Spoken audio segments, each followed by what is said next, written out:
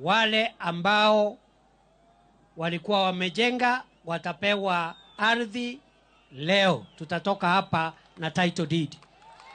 Na wale walikuwa wamekodisha, hata hao nimeamrisha Wizara ya Ardhi baada ya kushauriana na rais, hata wale ambao walikuwa wamekodisha mutapewa ardhi. Waziri yako na hiyo instructions.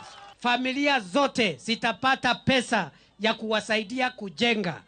Wale walikuwa wamekodisha, wale walikuwa wamejenga.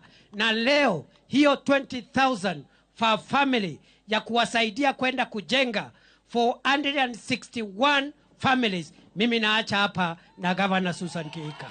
I want to thank watu wa Mai Mahiu kwa sababu mmetugojea na mkakubali against a lot of incitement ya kwamba kazi inaendelea. Lakini nimesikia maneno ya market, nitaasiliana na rais na deputy president ndio tujue soko ya Mai Mahiu. Governor akituonyesha tukubaliane na nyinyi, pesa tuko nayo ya kujenga soko.